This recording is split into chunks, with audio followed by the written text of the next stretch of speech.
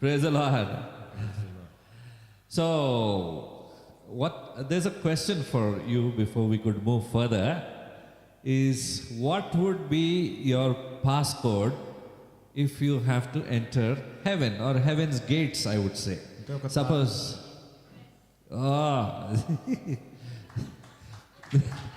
I want to say actually. I wanted to say just lift up your hands. So any question that I ask now in the service, please lift up your hands.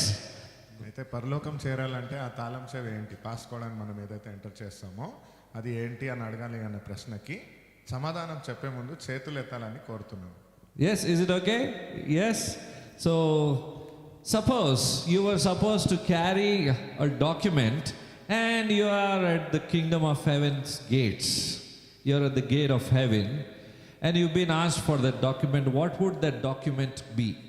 ఉదాహరణకు ఆ పరలోక ద్వారం గుండా వెళ్ళాలి అంటే ఒక పత్రం మీరేమన్నా తీసుకెళ్ళాలి అంటే ఏమిటి ఆ పత్రము?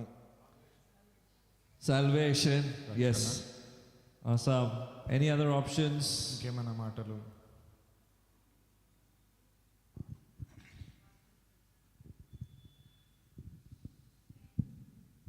Prayer.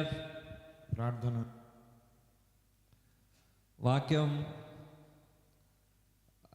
I think sister didn't understand the question. We'll have to tell once again. ఒకవేళ పరలోకంలో వెళ్ళాలంటే ఇప్పుడు ఎంట్రీ టికెట్ లాగా ఉంటుంది కదా, అలాంటి పత్రము ఒకవేళ పరలోకంలో మనం అడుగు పెట్టాలి అంటే ఏమై ఉంటుంది అనుకుంటున్నారు? బైబిల్ పట్టుకెళ్తామా? చదివి ఉండాలి, మనసులో ఉండాలి. Yes, that is also nice. Any more? పరిశుద్ధంగా, హోలీ లైఫ్. మేబీ పశ్చాత్తాపడి ఉండాలి.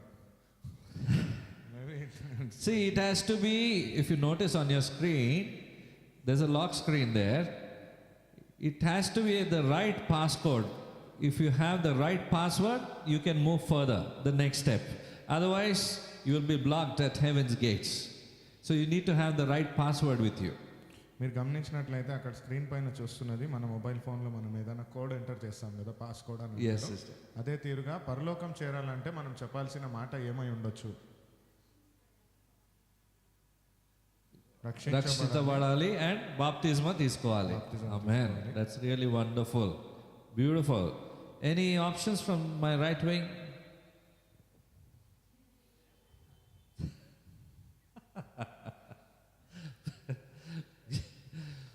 Hallelujah. Yes. This time with raised hand. The blood of Jesus. Yes.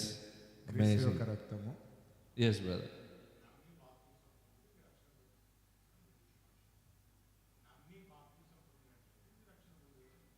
Amen. నమ్మి బాప్తిజం పొందినట్లయితే మీరు రక్షణ పొందుదురు. Repent and be baptized. Yes. పశ్చాత్తాపడి బాప్తిజం. Amen. Hallelujah.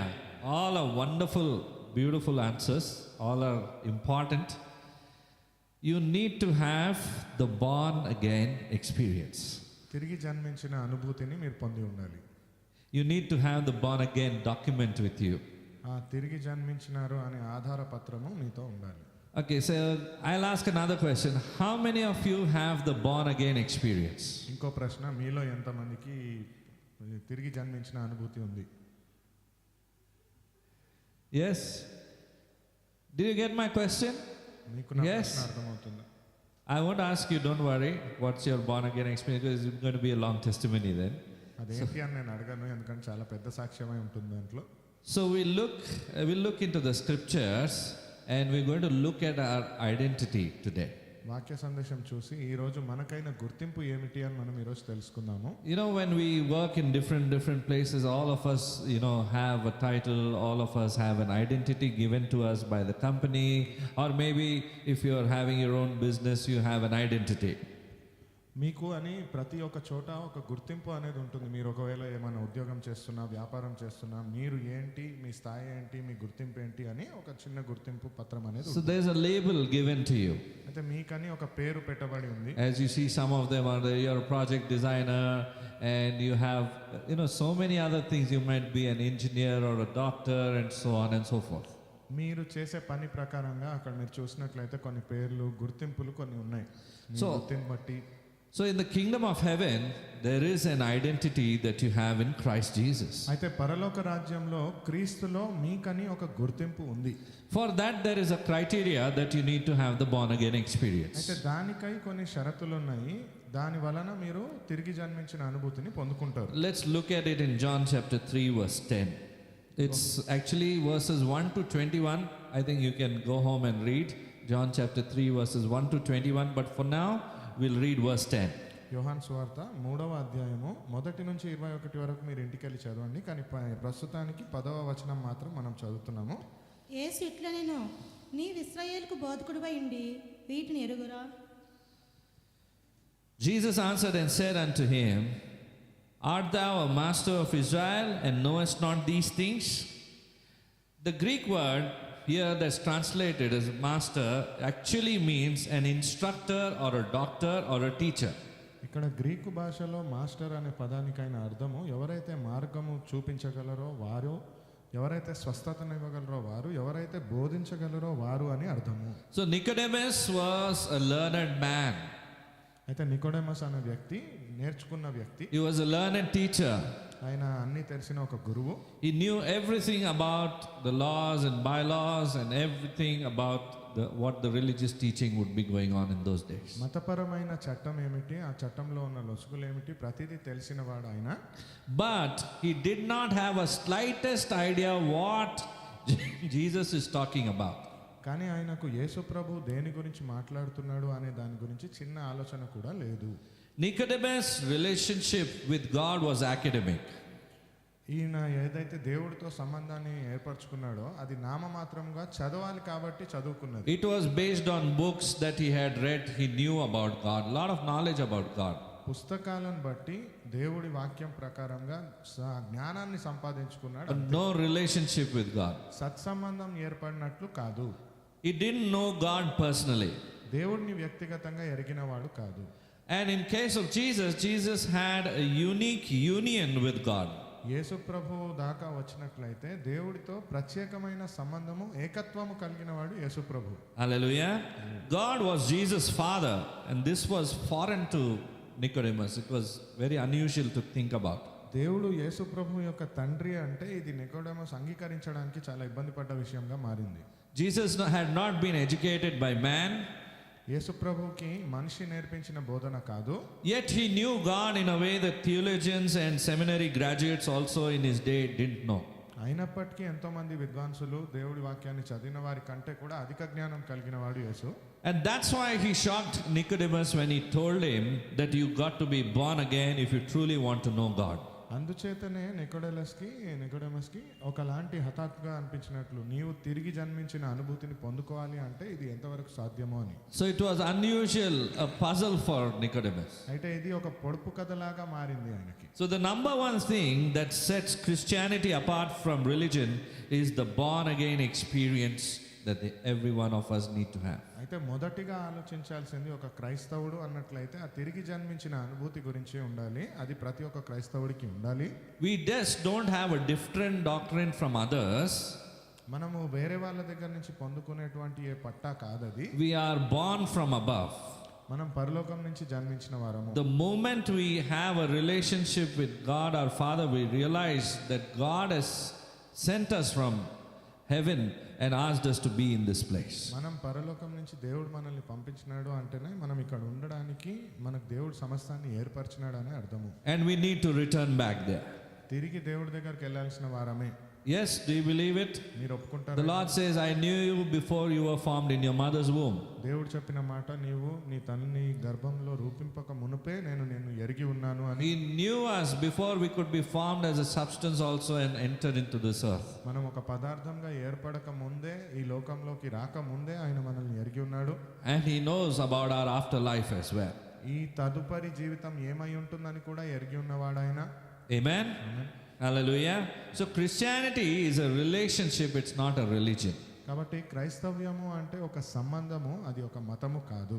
So here are a few sheets that I want one of us to distribute.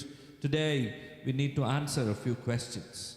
అయితే ఈ కొన్ని ప్రశ్నలకు ఇక్కడ ఉన్నవారు సమాధానం ఇవ్వాలని నేను కోరుతున్నాను. Is it okay? పర్లేదా? Yes. I think it's going to be interesting. ఇది చాలా ఆసక్తికరంగా ఉంటుంది. You will find it interesting as you keep writing through. మీరు ఇది రాస్తూ ఉండగా మీకు అది ఆసక్తికరంగా ఉంటుందని నేను నమ్ముతున్నాను. Hallelujah. Now let's turn our Bibles to 2 Corinthians chapter 5 verse 17. మన బైబిల్లో 2వ కొరింథీయుల గ్రంథం 5వ అధ్యాయము 17వ వచనాన్ని చదువుదాము. Therefore, if any man be in Christ, he is a new creature. And all things are passed away, and behold, all things become new. కాగా ఎవడైనాను క్రీస్తునందున్న ఎడల వాడు నూతన సృష్టి, పాతవి గతించెను, ఇదిగో క్రొత్తవాయెను. You've become a new creature in Jesus. Amen. క్రీస్తులో మీరు ఒక కొత్త సృష్టిగా మారతారు. So tell yourself, I am a new creation in మీరు Jesus. చెప్పుకోండి, నేను క్రీస్తులో ఒక నూతన సృష్టిని.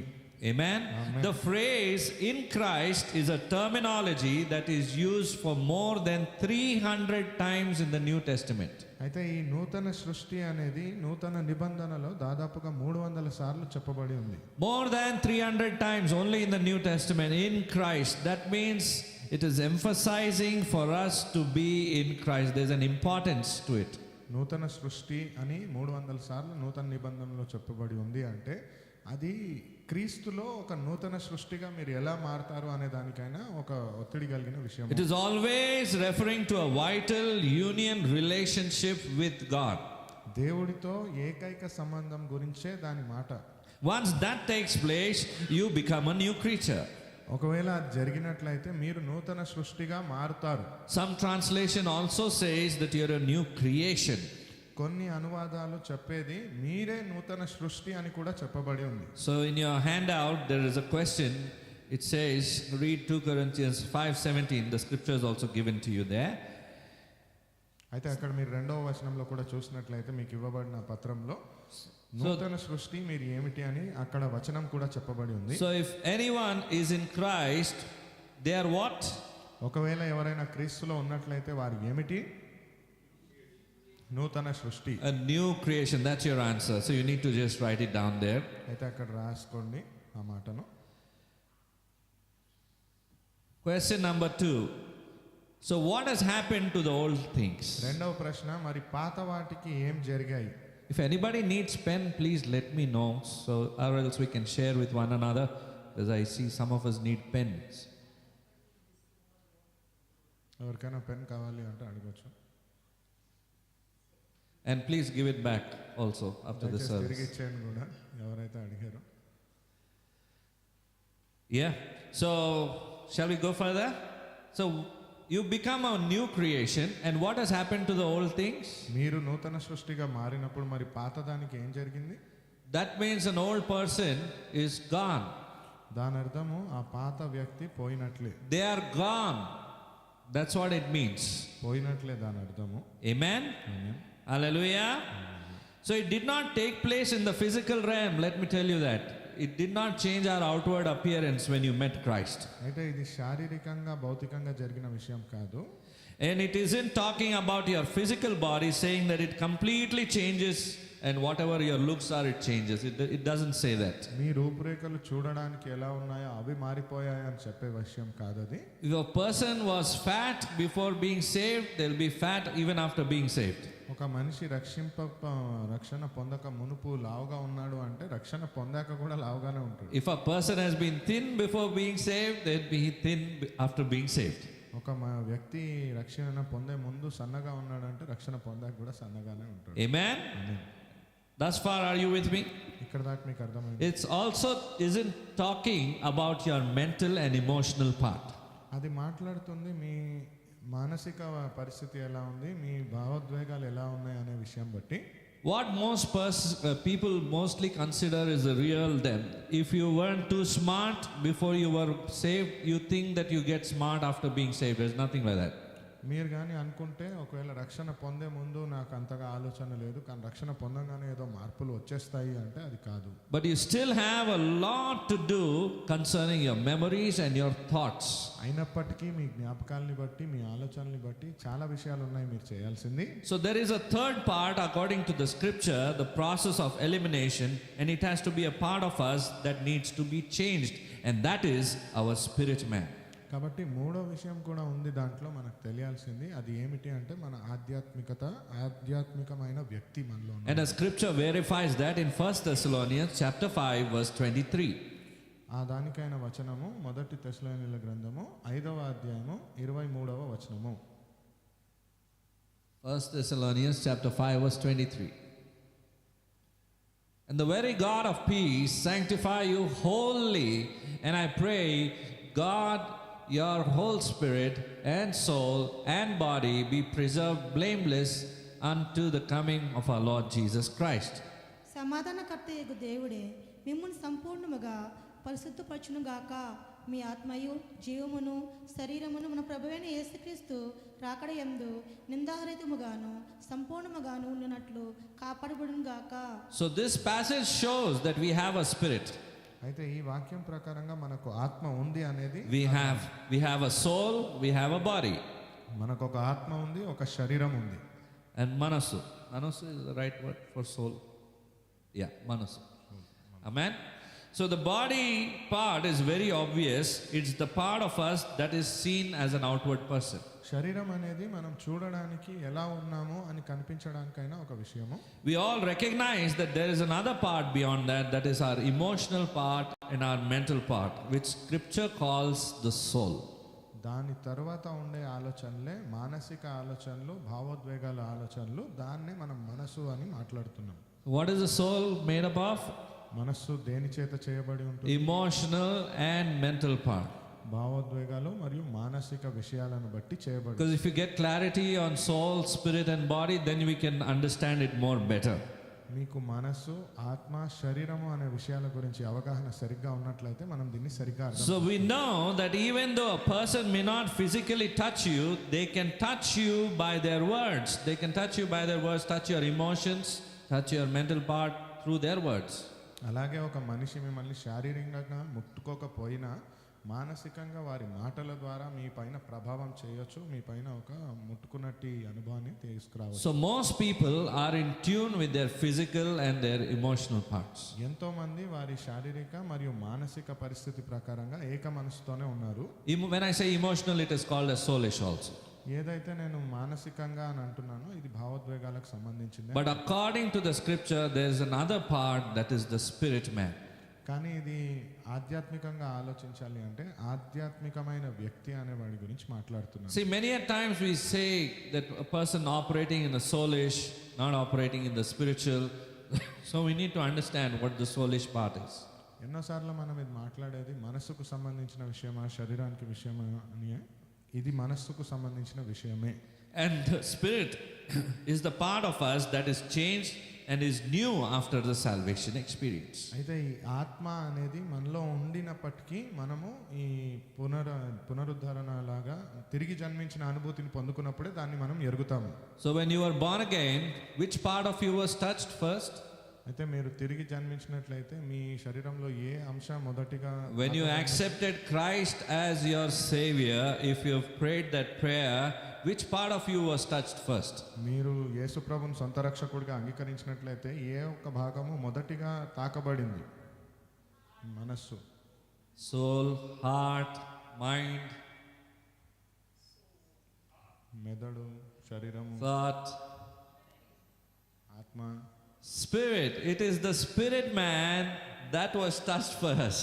మనలో ఉన్న ఆ ఆధ్యాత్మికత కలిగిన వ్యక్తి ముందుగా తాకబడింది. Your spirit man was renewed the moment, see, your outward experience or your memory or your soul was not touched immediately, but your spirit man was renewed. ఆ ఆధ్యాత్మికమైన వ్యక్తి ఆ నూతన దాన్ని పొందుకున్నాడు.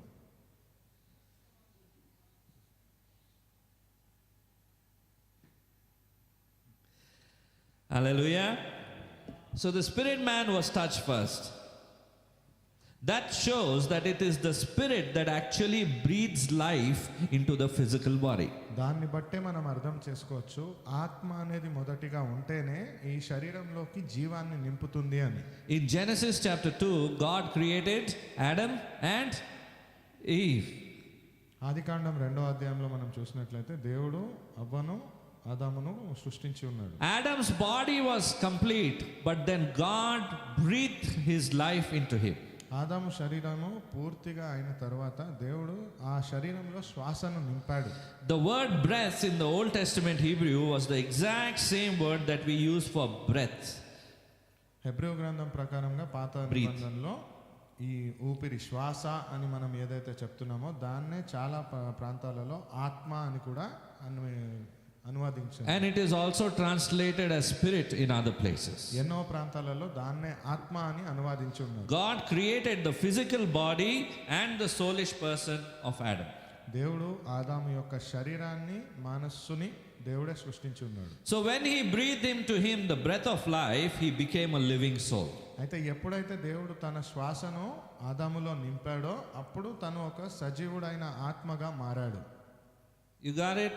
అర్థమవుతుందా ఇది? When the Lord breathed his spirit, Adam came into life. The soulish person also came to life. దేవుడు ఎప్పుడైతే తన ఆత్మను శ్వాస రూపంగా ఆ మనిషిలో నింపాడో ఆ శరీరంలో అప్పుడు ఒక ఆత్మ కలిగిన వ్యక్తిగా ఆదాము లేచాడు. So the spirit part of us is that gives life to us. కాబట్టి ఆ ఆత్మ అనే విషయము మనస్సు అనే విషయం మనం ఏదైతే మాట్లాడుతున్నామో దాని వలన మనం జీవాన్ని పొందుకుంటాము. Prior to salvation, before a person made a total commitment of their life to the Lord Jesus Christ, the spirit within them was dead. అయితే ఎప్పుడైతే ఈ రక్షణను పొందుకునే ముందు వారు పూర్తిగా దేవుడిలో ఉంటాము అనేటట్లుగా వారు ఒక అంగీకారానికి వస్తారో అప్పుడు వారిలో ఉన్న పాత ఆత్మ అనేది మరణించినట్లే. Let's read Ephesians chapter 2 verse 1. ఎఫెసీయుల గ్రంథం 2వ అధ్యాయం 1వ వచనాన్ని చదువుకుందాం. It's in your handout as well. మీ దగ్గర ఇవ్వబడిన పత్రంలో కూడా అది రాయబడి ఉంది. మీ అపరాధముల చేతను పాపముల చేతను మీరు చచ్చిన వారి ఉండగా ఆయన మిమ్మల్ని క్రీస్తుతో కూడా బ్రతికించెను. So spirit person who is dead is alive in these trespasses and sins. అయితే ఎవరైతే ఈ పాత ఆత్మ గురించి మాట్లాడుతున్నారో ఆయన పాపములో మరియు చెడ్డ కార్యములలో బ్రతికి ఉన్నాడు అని.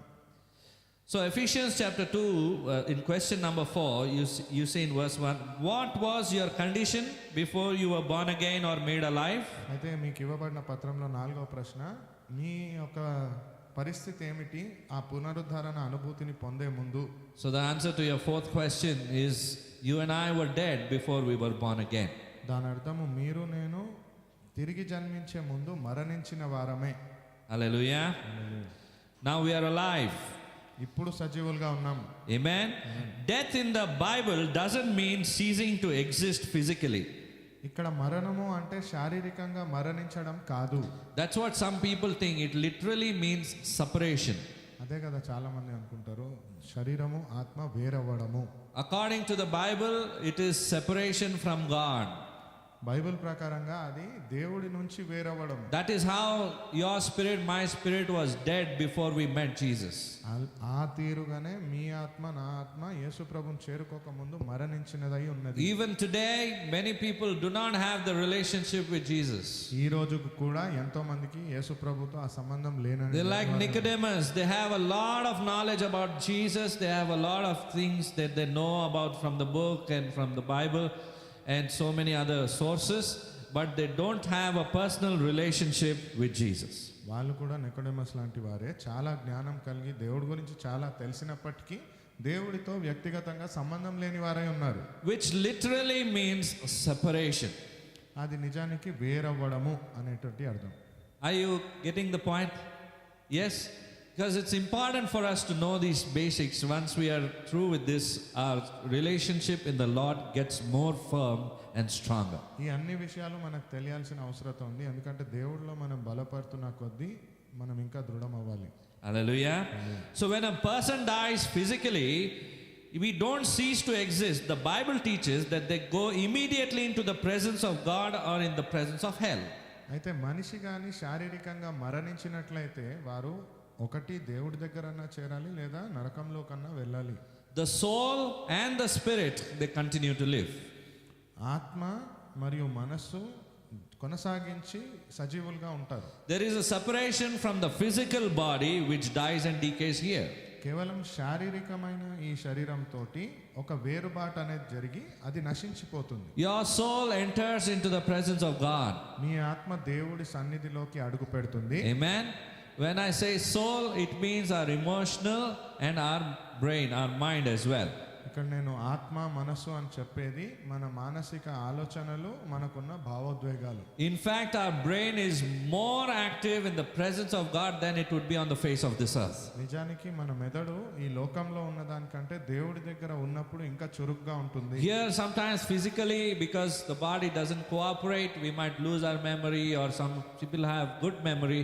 But over there, right from childhood till the last breath on this earth, everything your mind will play and it will be shown up to us. ఇక్కడ శరీరానికి సంబంధించి కొన్నిసార్లు అలసిపోవడం కానీ ఏదైనా ఉండి బలహీనత వలన ఆ మెదడు అనేది సరిగ్గా పనిచేయకపోవచ్చు, కానీ దేవుడి సమక్షంలో అది చాలా చురుగ్గా పనిచేస్తుంది. Let's read Ephesians chapter 2 verse 2. ఎఫెసీయుల గ్రంథం 2వ అధ్యాయం 2వ వచనాన్ని చదువుదాం. మీరు వాటిని చేయుచు వాయుమండల సంబంధమైన అధిపతిని అనగా అవిధేయులైన వారిని ఇప్పుడు ప్రేరేపించే శక్తికి అధిపతిని అనుసరించి ఈ ప్రపంచ ధర్మము చొప్పున ముడుపు నడుచుకుంటేరి. Wherein in time past ye walked according to the course of this world, according to the prince of the power of the air, the spirit that now worketh in the children of disobedience. So you understand how important it is for us to be obedient to the word of God. కాబట్టి మనకు అర్థం అవ్వాలి మనం దేవుడి వాక్యానికి విధేయులుగా ఉండడం ఎంత ముఖ్యమైన విషయం అని. Amen? That leads us to question number 5. As an unbeliever, how did you walk or live? 5వ ప్రశ్న అక్కడ కనిపిస్తుంది. ఒక అవిశ్వాసిగా ఎలా మీరు నడుచుకున్నారు లేదా ఎలా బ్రతికి ఉండేవారు? Your answer is in verse 2 itself. It's in your handout. 2వ వచనంలోనే అది రాయబడి ఉంది. I followed the ways of the world. I obeyed the devil, that's the prince and the power of the air, and I lived in the spirit of disobedience. That's our answer. అక్కడ మనం చూస్తున్నట్లే ఈ ప్రపంచము ధర్మము చొప్పున మనం నడుచుకున్నాము, అపవాదికి లోబడ్డాము, మనకి ఇష్టం వచ్చినట్లుగా అవిధేయతలో మనం ముందుకు వెళ్ళాము. Amen? Are you with me here today? What does the Bible say? Bible ఏం చెప్తా ఉంది దీని గురించి? Let's read verse 2 again. 2వ వచనాన్ని మళ్ళీ తిరిగి చదువుదాం. చేయుచు వాయుమండల సంబంధమైన అధిపతిని అనగా అవిధేయులైన వారిని ఇప్పుడు ప్రేరేపించే శక్తికి అధిపతిని అనుసరించి ఈ ప్రపంచ ధర్మము చొప్పున మునుపు నడుచుకుంటేరి. Amen? So when we are not saved, we live in disobedience. We live under the guidance of the evil one, and he is the one who makes us disobey the Lord. అయితే ఎప్పుడైతే మనం రక్షణను పొందుకోలేదో అది మన ఇష్టం ప్రకారంగా ప్రపంచంలో ఉన్న ధర్మం ప్రకారంగా దేవుడికి అవిధేయతగా అపవాదికి లోబడినట్లుగా బ్రతికేవారము. We are influenced by the powers of this world. అయితే ఈ లోకం యొక్క శక్తి వలన ప్రేరేపింపబడిన వారమే. Hallelujah. We live in a worldly way, I would say. నిజానికి లోక సంబంధితమైన విషయాల ప్రకారంగా సజీవులై ఉన్నామని చెప్పొచ్చు. Amen. Hallelujah. And when we read Genesis chapter 2 verse 17, it says that in the day that thou eatest, thereof thou shalt surely die. ఆదికాండం 2వ అధ్యాయము 17వ వచనం ప్రకారంగా మనం చూసినట్లయితే, అయితే మంచి చెడ్డలు తెలివినిచ్చు వృక్ష ఫలములను తినకూడదు, నీ వాటిని తిను దినమున నిశ్చయముగా చచ్చదవని నరునికి ఆజ్ఞాపించెను. Amen. So what did they eat? They ate the fruit. They disobeyed the Lord. And when this happened, did they die physically? అయితే వారు అక్కడ ఆ పండును తినకూడదు అని ఫలమును తినకూడదు అని చెప్పబడి ఉంది, కానీ తిన్న తర్వాత వారేమి శారీరకంగా మరణించారా? No, they died spiritually, and dying spiritually means separation from God. Their relationship, there was a separation. వారు శారీరకంగా మరణించలేదు, కానీ ఆధ్యాత్మికంగా దేవుడి నుంచి విడిపోయి ఆ మరణాన్ని పొందుకున్నారు అని అర్థం. So today, you and I, when we are born again, we are having that perfect union with Christ, with Jesus, with our Father in heaven. కాబట్టి మీరు నేను ఒకవేళ దేవుడితో తిరిగి ఆ సంబంధాన్ని పొందుకుంటున్నాము అంటే ఏక మనస్సుగా దేవుడితో తిరిగి ఆ జన్మను పొందుకుంటున్నట్లే, జీవాన్ని పొందుకుంటున్నట్లే. The Spirit, the part that God breathed it and He brought us to life. ఏ శ్వాస వలనైతే దేవుడు మనలో ఆ శ్వాసను నింపి సజీవుడిగా చేసి ఉన్నాడు. Today, that's why you and I are able to understand what we are speaking about, what the Bible is speaking about. Otherwise, you and I wouldn't understand what the Bible is saying. It would all go off our head. అందుచేతనే మీరు నేను ఇది అర్థం చేసుకోగలుగుతున్నాము, Bible దేని గురించి అయితే మాట్లాడుతుందో, లేదంటే మనకి ఇది కూడా అర్థమయ్యేది కాదు. Amen? Hallelujah. It would look very different to us, very vague. What they are talking about, what is it, we don't understand. ఇది చాలా అర్థం కాని విషయంగా ఒక కిటుకులాగా ఉంటుంది, లేదంటే ఏం మాట్లాడుతున్నారో వీళ్ళు, దేని గురించి చెప్తున్నారో అని. It would be like joining puzzles. ఏదో ఒక చిన్న సమస్యను పరిష్కరిస్తున్నట్లుగా పిల్లలు ఆడుకునే ఆటలాగా ఉంటుంది. So we were separated from God's supernatural life. Today, you and I are able to experience God's supernatural life. It is because of our union with God, our Father in heaven. కాబట్టి దేవుడు మనకిచ్చిన ఒక జీవాన్ని మనము దేవుడు ప్రకారంగా సజీవులుగా ఉన్నట్లయితే అది మనం చూడగలము. And life is an absolute or an abundant sense that God gives to us. We start looking at life from a different perspective. జీవితాన్ని మనం చూసే దృష్టికోణం కూడా మారుతుంది ఎప్పుడైతే దేవుడు మనలో నింపిన జీవాన్ని మనం సరిగ్గా అర్థం చేసుకోగలిగితే. Our view about God and our view about our life makes more sense when you are in Christ. మన గురించి దేవుడు ఏం ఆలోచిస్తున్నాడో, లేదా మన జీవితం గురించి ఏం ఆలోచించాలి మనము అనేది క్రీస్తులో మనం ఉన్నట్లయితే మార్పుగా వస్తుంది. Or else we live like an ordinary life, like how the people are in this world. It would be the same. There would be no difference between a Christian and a person who is not saved. లేదా ఈ లోకంలో ఉన్నవారిలాగానే మనము ఉండేవారము. ఎవరైతే రక్షణ పొందారో రక్షణ పొందలేరో వారిలో అంతరం ఉండేది కాదు. And when you live like a man living in this world, he begins to degenerate. ఎప్పుడైతే మీరు ఈ లోకంలో ఉన్నవారిలా బ్రతుకుతున్నారో అప్పుడు అది నశించిపోవడానికి మార్గం లాగానే. Hallelujah. After the separation of Adam and Eve, did they continue living their life on earth? ఆదాము అవ్వ దేవుడి నుంచి వేరుపడిన తర్వాత వారు ఈ లోకంలో బ్రతుకున్నారా లేదా? Did they degenerate? నశించిపోయారా? నశించిపోయారు కదా. Did they die? మరణించారు. Adam and Eve are living, ఈరోజు సజీవులుగా ఉన్నారా or are they dead? లేదా మరణించారా? Yes. So they were degenerating. వెంటనే మరణించలేదు కానీ నశించిపోతూ మరణించారు. శారీరకంగా బ్రతుకున్నారు కానీ ఆధ్యాత్మికంగా మరణించారు. Physically also they died. శారీరకంగా కూడా మరణించారు. Amen? They died physically and spiritually, both. శారీరకంగా ఆధ్యాత్మికంగా కూడా మరణించిన వారే వారు. Amen. Get the point over here. If you are born again, your relationship with the Lord is made complete. You cannot degenerate in the Lord. You will never degenerate. This physical body will go, but we will continue to live with the Lord in the life of the Lord. చెప్పాలనుకున్న విషయాన్ని సరిగ్గా అర్థం చేసుకోండి. దేవుడితో కానీ మనం సరిగ్గా సంబంధాన్ని కలిగి ఉన్నట్లయితే ఈ శరీరం నశించిపోవచ్చు కానీ ఆత్మకు మరణం ఉండదు. దేవుడితో అది సజీవంగానే ఉంటుంది, నిత్య జీవాన్ని పొందుతుంది. Your spirit continues to live. Your soul continues to live in the presence of the Lord. నీ ఆత్మ దేవుడి యొక్క సన్నిధిలో నిరంతరము సజీవంగా ఉంటుంది. So our spiritual life is very important in the sight of the Lord, and it should be important in our sight also. కాబట్టి మన ఆధ్యాత్మిక జీవితం అనేది దేవుడి యొక్క దృష్టిలో చాలా ముఖ్యమైనది, మన దృష్టిలో కూడా ముఖ్యమైనదిగా మారాలి. Amen. Amen. Hallelujah. So you're totally brand new person, but until you get this knowledge, you won't change. కాబట్టి మీరు ఒక నూతన విషయాన్ని పొందుకున్న వారి నూతన పరచబడిన ఒక వ్యక్తి, కానీ ఈ విషయం అర్థమయ్యేదాకా దానికి ఒక అర్థం ఉంది. I will keep listening to 1001 sermons, but my life will not change. It will still be like the worldly people. 1001 ప్రవచనాలు నేను వింటూ ఉంటాను కానీ నా జీవితం మారదు, లోకంలో ఉన్నవారిలాగానే నేను బ్రతుకుతాను. Because I'm not giving importance to the spiritual aspect. ఎందుకు అంటే ఈ లోకంలో ఉన్న ఆధ్యాత్మిక విషయానికి నేను విలువనివ్వట్లేదు. I give more importance to the things of the world. ఈ లోకంలో ఉన్న విషయాలకు అధిక ప్రాధాన్యతనిస్తున్నాను. But when you turn it around and you give importance to God and His Word, everything about you first changes from the inside. కానీ ఒకవేళ మీరు వాక్యానికి దేవుడికి కానీ ప్రాముఖ్యతనిస్తున్నట్లయితే లోపల నుంచి అన్ని విషయాలు మారుతాయి. Hallelujah. Hallelujah.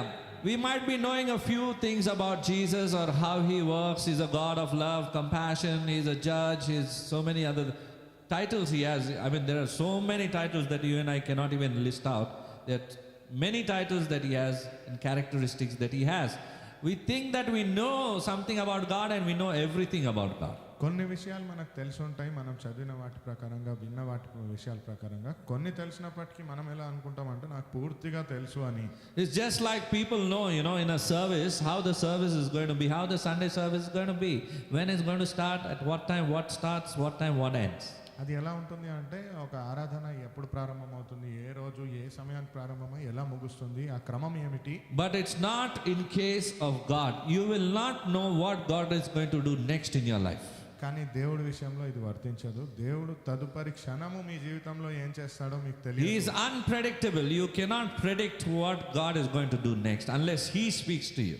దేవుడు ఏం చేస్తాడని మీరు ఒక తీర్మానంతో ఉండలేరు. ఊహించలేనట్టి రీతిగా దేవుడు పని చేస్తాడు. ఒకవేళ మీతో మాట్లాడినట్లయితే మీకు ఇది అర్థమవుతుంది. So this heavy price was paid on the cross for us so that we can have a relationship with God first to be restored. అయితే ఈ చాలా విలువైన మూల్యాన్ని చెల్లించినది దేవుడు మన కోసమే. దాని విలువను మనం అర్థం చేసుకోవాలి. Amen. Victory in the Christian life comes when you are able to look into the world which is spirit and life. Look into the word, which is spirit and life. See who you are, see what God has done and begin to believe it. క్రైస్తవ్య జీవితంలో విజయము అనేది అంటే వాక్యంలో చూడగలిగి అది మనకు ఆత్మకు మన జీవితానికి అది ఎలా వర్తిస్తుంది, మనము దేవుడి దృష్టిలో ఎవరము, దేవుడు మన కోసం ఏం చేసి ఉన్నాడు దాన్ని అర్థం చేసుకొని విశ్వసించడము మన జీవితము యొక్క లక్ష్యము. Amen. You can experience victory in your Christian life only when you understand the things of the Spirit, and these words are the words of life. క్రైస్తవ జీవితంలో విజయాన్ని మీరు పొందుకోవాలి అంటే ఆ వాక్యాన్ని లోబడి వాక్యాన్ని లోతుగా చూడగలిగి అది ఆత్మలోను మీ జీవంలోను వర్తించేటట్లుగా ఉండాలి. It's written in John chapter 6 verse 63. యోహాను సువార్త 6వ అధ్యాయము 63వ వచనంలో రాయబడి ఉంది. Yes. ఆత్మయే జీవింపు చేయుచున్నది, శరీరము కేవలము నిష్ప్రయోజనము. నేను మీతో చెప్పి ఉన్న మాటలు ఆత్మయు జీవనై ఉన్నవి గాని. The words that Jesus is speaking, these are words of Jesus. So words that Jesus is speaking, they are of spirit and they are of life. But when you live after the flesh, it will receive death. ఈ మాటలు యేసు ప్రభువు మాట్లాడింది ఆత్మకు సంబంధించిన విషయము. ఒకవేళ మీరు శారీరకంగా సజీవులై ఉండాలి అనుకుంటే అది ఏదో ఒక రోజు నశించిపోతుంది. Hallelujah. So now tell me, what would be your passcode to enter heaven or heaven's gate? అయితే ఇప్పుడు చెప్పండి, మరి ఆ దేవుడి ఒక పరలోకాన్ని చేరాలి అంటే మీరు ఇవ్వాల్సిన తాళం చెవి ఏమిటి? I told you it's your born again experience. That is what is going to guide you into the heavenlies. Only when you have a relationship with the Lord and you are able to hear from the Lord, that is what will take us to heaven. అది మీరు తిరిగి జన్మించిన అనుభూతి. దాని వలనే మీరు దేవుడితో ఉండేటట్లుగా నిత్య జీవాన్ని పొందుకునేటట్లుగా పరలోక ద్వారం గుండా వెళ్ళగలరు. Amen. Amen. Hallelujah. Oh, it's so important that your spirit has to be renewed in Christ. మీ యొక్క ఆత్మ క్రీస్తులో నూతన పరచబడడం అనే విషయం చాలా ప్రాముఖ్యము. Hallelujah. Hallelujah. 1 Corinthians chapter 6 verses 9 to 11. మొదటి కొరింథీయుల గ్రంథము 6వ అధ్యాయము 9 నుంచి 11 వచనాలు. Do you not know that the unrighteous will not inherit the kingdom of God? Do not be deceived. Neither fornicators, nor idolaters, nor adulterers, nor homosexuals, nor sodomites, nor thieves, nor covetous, nor drunkards, nor revilers, nor extortioners will inherit the kingdom of God. అన్యాయస్తులు దేవుని రాజ్యములకు వారసులు కానేరనని మీకు తెలియదా? మోసపోకుడి, జారులైనను, విగ్రహారాధకులైనను, వ్యభిచారులైనను, ఆడంగితనము గలవారైనను, పురుష సంయోగులైనను, దొంగలైనను, లోపులైనను, త్రాగుబోతులైనను, దూషకులైనను, దోచుకున్నవారైనను దేవుని రాజ్యముకు వారసులు కానేరరు. Hallelujah. Very clear, the word of God is who is going to be. He's saying also, do not be deceived. These kind of people are not going to enter into the kingdom of heaven. దేవుడి వాక్యంలో అది చాలా స్పష్టంగా చెప్పబడి ఉంది. ఇలాంటి వారు ఈ మాటలు మనం విన్న దాంట్లో దేవుడి రాజ్యాన్ని వీరు పొందుకోరు అని. That leads us to the 10th question అది 10వ ప్రశ్నకు దారి in your handout. మీ దగ్గర ఇవ్వబడిన దాంట్లో. Can you relate with any of these descriptions in this list that we just read? ఇప్పుడు మనం చదివిన వాటితో మీరు ఏదైనా అర్థం చేసుకొని ఇది నాకు చెప్తున్నట్లే అన్నట్లుగా అనుకుంటున్నారా? Do we fall into any of these brackets? ఈ మాటలలో ఏదన్నా మనకు వర్తిస్తుందా? Yes or no? అవునా కాదా? Yes, I also fall into it. All of us fall into that bracket. మనము దాంట్లో ఏదో ఒక దాంట్లో ఉన్నవారమే. Because people say, pastor, leaders, they are not sinners, they are not supposed to be sinning anymore. They have some different view, but we are all made of the same mud and clay.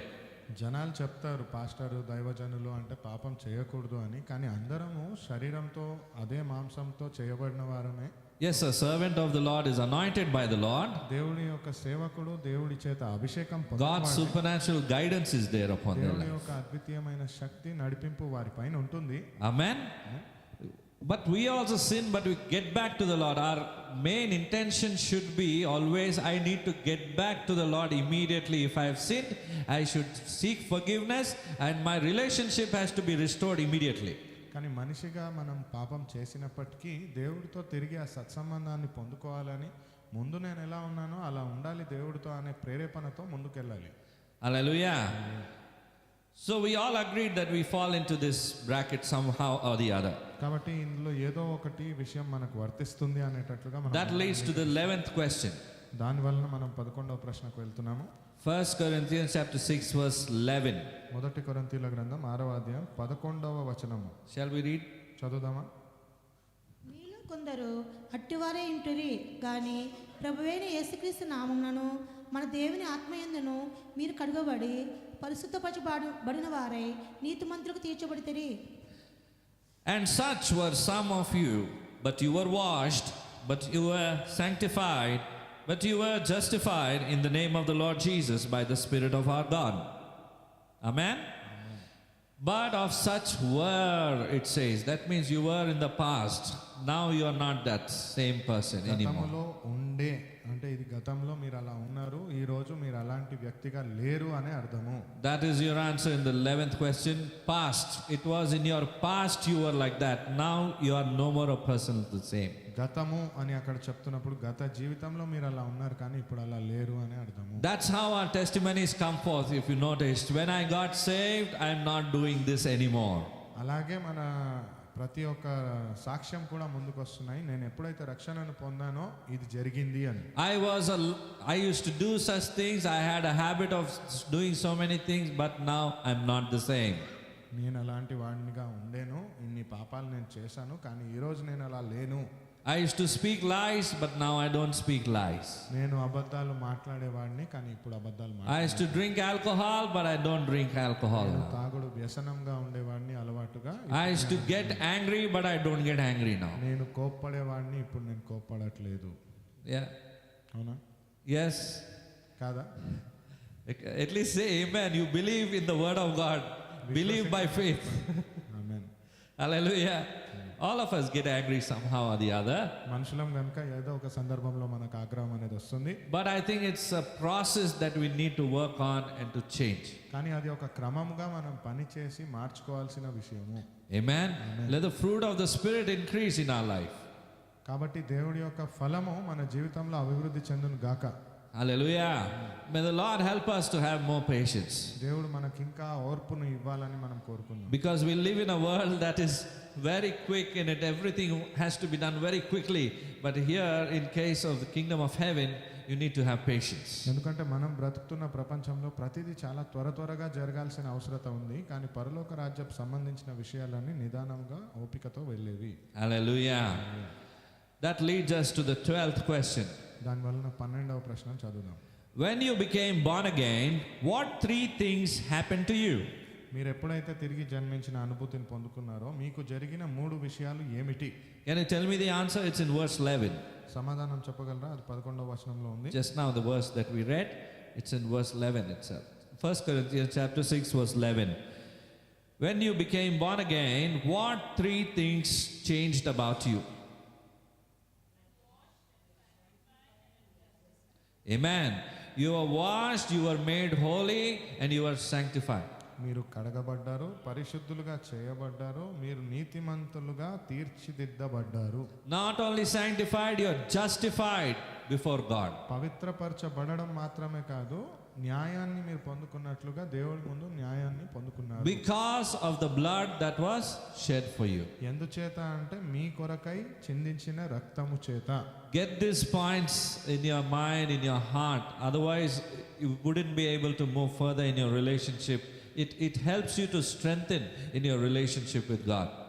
ఈ మాటలు మీ మెదడు మీ మనస్సులలో చెక్కుకున్నట్లుగా పెట్టుకోండి. ఎందుకంటే ఇది అర్థం కాకపోతే దేవుడిలో మీరు ఎదగాల్సినంతగా ఎదగరు. Can I see the blood-washed Christians?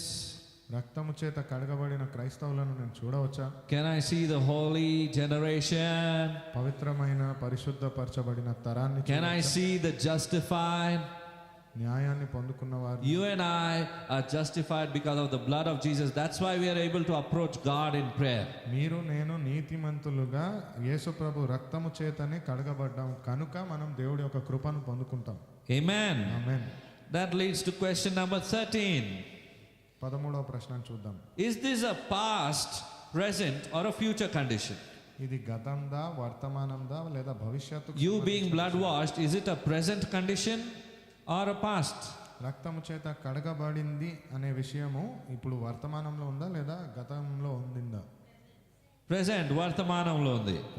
You are washed for now, present, you are washed, you are sanctified now, you are justified now. మీరు కడగబడి ఉన్నారు, ఇప్పుడు మీరు నీతిమంతులుగా మార్చబడి ఉన్నారు. Only thing what was of the past was your old nature, your old sinful nature, it has gone away. ఒకటి ఏంటి అంటే అది గతంలో మీ పాపపు ఆలోచన, పాపపు ప్రవర్తన అది పోయింది మిమ్మల్ని విడిచి. Hallelujah. Hallelujah. Let's read verse 17. 1 Corinthians chapter 6 verse 17. అటువలే ప్రభువుతో కలుసుకున్నవాడు ఆయనతో ఏకాత్మై ఉన్నాడు.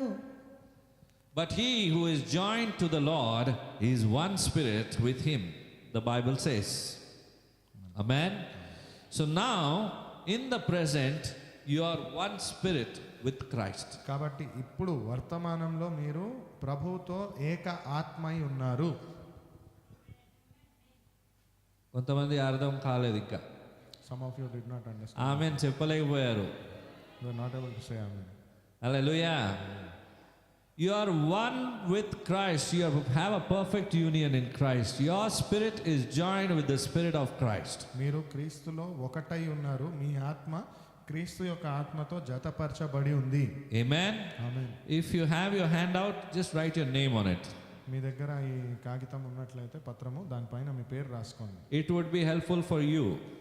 And maybe next week we're going to have a part 2 of this, so you may need this also. మీకు ఇది పనికొస్తుంది. వచ్చే వారం దీంట్లో రెండో భాగంలో కూడా రెండో అంశం మనం ఉంటుంది. అప్పుడు మనకి ఇది ఉపయోగపడుతుంది. Would you like to go deeper in this? ఇంకా లోతుగా ఇది తెలుసుకోవాలని So that your relationship with the Lord strengthens and you become more fruitful for the glory of God, and the gifts of God should operate through your life. దాని వలన దేవుడి నుంచి మీరు పొందుకునే ఫలాన్ని మీరు పొందుకొని దేవుడి నడిపింపు ప్రకారంగా మీరు సజీవులుగా ఉండేటట్లు. Hallelujah. So all of us are now one with Christ.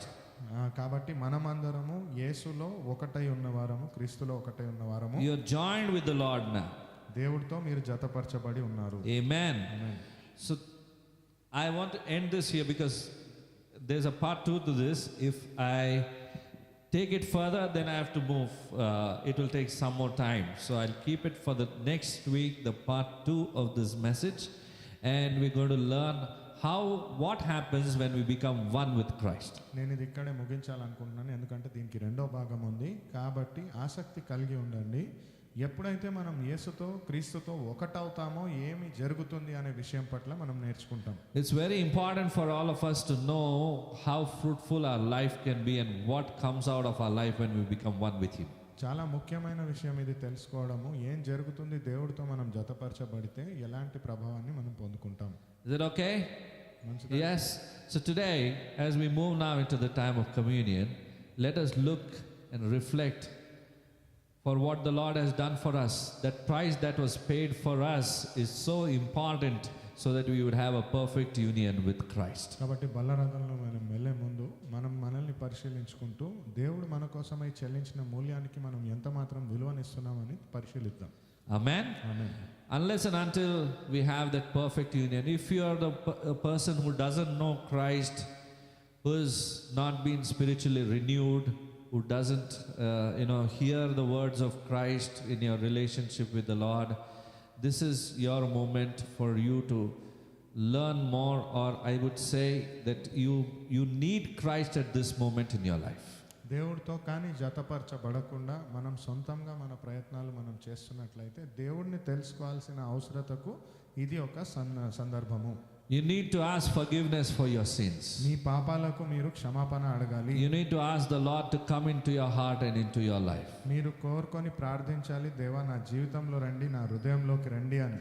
If there is anybody over here who doesn't know the Lord, who is not able to hear His word, and if you are not entered into a relationship with Christ, I want you to raise your hand. ఇక్కడ ఇంకా ఎవరైనా యేసు ప్రభువుని ఎరగను, ఆయనకు నా హృదయంలో స్థానం ఇవ్వలేదు, ఆయన గురించి నేను పూర్తిగా తెలుసుకోలేదు అన్నట్లుంటే చేతులు ఎత్తండి. This is your moment. ఇది మీ యొక్క సందర్భము. Or examine your heart now as we move into the time of communion. లేదా మిమ్మల్ని మీరు పరిశీలించుకొని బల్లారాధనలకు వెళ్ళే ముందు Look to the Lord of the cross. దేవుడిని సిలువ వైపు చూడండి. He was the darling of heaven. He is still the darling of heaven. The whole of heaven worships Him. పరలోకపు రాజ్యం యొక్క ప్రియుడు ఆయన. పరలోకంలో ఉన్న దేవదూతలన్నీ ఇప్పటికీ ఆయనను స్తుతించి ఆరాధిస్తూ ఉంటాయి. He wants us to look to Him, for our salvation comes from Him. మన రక్షణ ఆయన నుంచే వస్తుంది. మన రక్షణ కొరకు ఆయన వైపు చూడాలని ఆయన He wants us to be unified with Him. ఆయనతో మనం జతపరచబడాలి, ఏకపరచబడాలి అని కోరుకుంటాం. That is your place of safety. అదే మనకైన సురక్షిత స్థలము. That is your place of peace with God. అదే దేవుడితో మనం ఉండగలిగిన శాంతమైన సమయము, ప్రాంతము. That is a place where you are washed, you are sanctified, and you are justified. ఆ ప్రాంతంలోనే మనం కడగబడ్డాము, నీతిమంతులుగా తీర్చిదిద్దబడ్డాము, పరిశుద్ధపరచబడి ఉన్నాము. It's important that you and I need to be washed, we need to be sanctified and justified with the blood of Jesus. మీరు నేను కడగబడి పవిత్రపరచబడి నీతిమంతులుగా మార్చబడడము ఆయన రక్తము చేత చాలా అవసరము. If you're born again and you've accepted the Lord as your personal Savior, you can partake in the Holy Communion or let the elements go by. మీరు యేసు ప్రభుని సొంత రక్షకుడిగా అంగీకరించినట్లయితే బల్లారాధనలో పాల్గొనవచ్చును, లేదా వారిని వెళ్ళనివ్వండి. In Jesus' name. యేసుక్రీస్తు నామమున Amen. ఆమేన్.